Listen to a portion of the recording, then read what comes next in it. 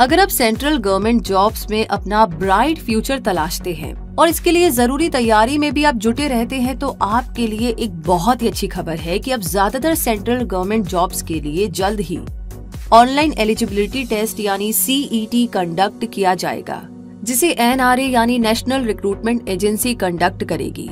ऐसे में आपको ये जरूर जानना चाहिए कि ये NRA क्या है, इसे किस लिए बनाया गया है और ये एजेंसी किस तरीके से काम करेगी और इससे आप किस तरीके से प्रभावित होंगे। इसीलिए आज क्विक सपोर्ट के इस वीडियो में हम आपको NRA के बारे में खास और जरूरी जानकारियां देने वाले हैं, तो इस वीडियो को लास्ट तक जरूर देखिए। तो चलिए शुरू करते हैं और NRA के बारे में जानते हैं। यूनियन कैबिनेट ने NRA यानी कि नेशनल रिक्रूटमेंट एजेंसी बनाने का डिसीजन लिया है। ये NRA सेंट्रल गवर्नमेंट के बहुत से रिक्रूटमेंट्स के लिए कॉमन प्रीलिमिनरी एग्जाम्स कंडक्ट करेगी।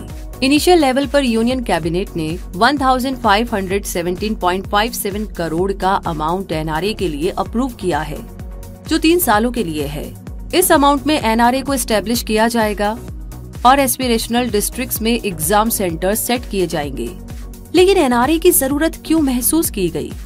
क्योंकि अभी तक कैंडिडेट्स को सेंट्रल गवर्नमेंट जॉब्स के लिए अलग अलग एजेंसीज के अलग अलग एग्जाम्स देने पड़ते हैं और हर साल सेंट्रल गवर्नमेंट की लगभग 1.25 लाख वैकेंसीज के लिए तकरीबन 2.5 करोड़ से 3 करोड़ उम्मीदवार अप्लाई करते हैं। तो ऐसे में इस प्रोसेस को आसान और प्रभावी बनाने के लिए NRA जैसी एजेंसी का प्रस्ताव रखा गया और जब ये एजेंसी स्थापित हो जाएगी तब कॉमन एलिजिबिलिटी टेस्ट यानी कि CET कंडक्ट करेगी।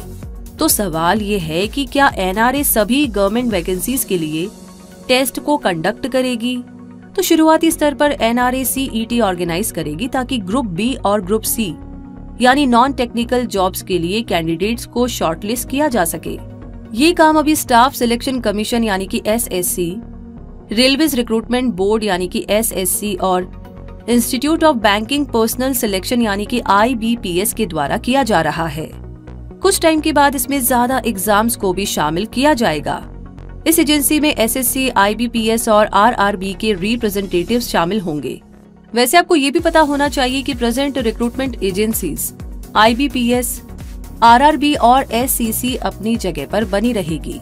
CET एग्जाम क्या है और ये किस तरीके से कंडक्ट किया जाएगा, इसके बारे में जानते हैं। ये टेस्ट 3 लेवल्स के लिए कंडक्ट किया जाएगा: ग्रेजुएट, हायर सेकेंडरी और मैट्रिकुलेट यानी कि 10th पास। CET एक स्क्रीनिंग टेस्ट होगा और CET कंडक्ट होने के बाद NRA एलिजिबल कैंडिडेट्स के स्कोर रिस्पेक्टिव एजेंसीज को भेज देगी ताकि वो रिक्रूटमेंट प्रोसेस को कंटिन्यू रख सके। इसका मतलब ये हुआ कि CET क्लियर करने वाले कैंडिडेट्स को रिक्रूटमेंट के मेंस या सेकंड लेवल में भी अपीयर होना होगा। तो ऐसे कैंडिडेट्स जो CET क्लियर कर लेंगे वो 3 बार सेकंड लेवल एग्जाम देने के लिए एलिजिबल हो जाएंगे। और क्योंकि CET स्कोर की वैलिडिटी 3 साल होगी, इसीलिए सेकंड लेवल एग्जाम यानी मेंस देने का चांस कैंडिडेट को 1 साल में 1 बार मिलेगा।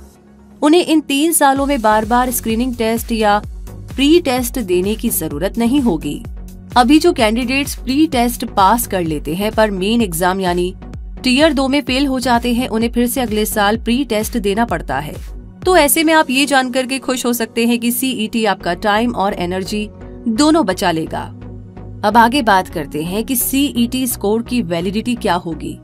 तो CET स्कोर की वैलिडिटी 3 साल होगी, जो रिजल्ट डिक्लेयर होने की डेट से काउंट की जाएगी। और अच्छी बात यह है कि CET एग्जाम में अपीयर होने के लिए कैंडिडेट कितने भी अटेम्प्ट्स ले सकेंगे और ये सारे अटेम्प्ट्स कैंडिडेट की अपर एज लिमिट से डिसाइड होंगे। SC या ST या OBC और अदर कैटेगरी कैंडिडेट्स को अपर एज लिमिट में रिलैक्सेशन भी दिया जाएगा, जो कि प्रेजेंट गवर्नमेंट पॉलिसी के अकॉर्डिंग होगा। आगे अगला सवाल है कि CET एग्जाम सेंटर्स कहां पर होंगे। तो कैंडिडेट्स को एग्जाम देने में परेशानी का सामना ना करना पड़े, इसके लिए देश की 117 डिस्ट्रिक्ट्स में एग्जाम सेंटर्स बनाए जाएंगे। इन डिस्ट्रिक्ट्स को कैंडिडेट्स की ज्यादा संख्या के आधार पर चुना जाएगा। ये डिसीजन कैंडिडेट्स को ध्यान में रख करके लिया गया है ताकि अलग अलग एग्जाम सेंटर तक पहुंचने के लिए कैंडिडेट्स को ट्रैवल, बोर्डिंग जैसी चीजों पर खर्चा ना करना पड़े और कैंडिडेट्स खास करके पुअर कैंडिडेट्स और दूर दराज में रहने वाले कैंडिडेट्स के ऊपर से फाइनेंशियल बर्डन कम हो सके। कैंडिडेट को ये फैसिलिटी भी दी जाएगी कि वो अपने लिए एग्जाम सेंटर्स की चॉइस दे सके और उन्हें उनके द्वारा चुना हुआ सेंटर ही अलॉट हो, तो ये फैसिलिटी उपलब्धता पर बेस्ड होगी। इसी के साथ सीईटी एग्जाम की लैंग्वेज की बात करें तो प्रेजेंट टाइम में ज्यादातर एग्जाम्स इंग्लिश और हिंदी भाषाओं में कंडक्ट होते हैं, लेकिन सीईटी एग्जाम मल्टीपल भाषाओं में कंडक्ट किया जाएगा और इन लैंग्वेजेस की संख्या 12 होगी और ये लैंग्वेजेस कॉन्स्टिट्यूशन ऑफ इंडिया के 8th शेड्यूल में मेंशन है। वैसे इस एग्जाम से रिक्रूटमेंट साइकिल अफेक्ट होगा या नहीं, तो इसका जवाब है कि गवर्नमेंट के अकॉर्डिंग ये single eligibility test recruitment cycle को सिग्निफिकेंटली रिड्यूस करेगा और कुछ डिपार्टमेंट्स का ये भी इरादा है कि वो सेकंड लेवल टेस्ट नहीं कंडक्ट करेंगे और केवल सीईटी स्कोर्स, फिजिकल टेस्ट और मेडिकल एग्जामिनेशन के बेस पर ही रिक्रूटमेंट करेंगे। वैसे ऐसा होने से कैंडिडेट्स को हायर करने में लगने वाला एजेंसीज का टाइम काफी ज्यादा कम हो जाएगा। तो दोस्तों, इस वीडियो के जरिए आप ये जान गए होंगे कि सेंट्रल गवर्नमेंट जॉब्स की राह अब आपके लिए बहुत ही आसान होने वाली है, जिसमें आपकी टाइम और एनर्जी बचेगी, जिसे आप इस एग्जाम की तैयारी में आसानी से इन्वेस्ट कर सकते हैं और सिलेक्शन की अपनी पॉसिबिलिटी को बहुत स्ट्रॉन्ग बना सकते हैं। वैसे माना जा रहा है कि पहले एनआरए सीईटी का नोटिफिकेशन साल 2021 की शुरुआत में आ सकता है, इसीलिए जमकर अपनी तैयारियां करते रहिए। ये वीडियो आपको कैसा लगा, ये जानकारी आपको कैसी लगी, कमेंट बॉक्स में लिख करके जरूर शेयर करें। आगे किस सवाल का जवाब आप जानना चाहते हैं, किस बारे में जानना चाहते हैं, वो भी हमें बता दीजिए। और ऐसी जानकारियों के लिए आपको एग्जैक्टली वही करना है, आपको सब्सक्राइब करना है, बेल आइकन को प्रेस करना है और मिलेंगे बहुत जल्दी ही अगले वीडियो में अगली जानकारी के साथ। तब तक के लिए धन्यवाद।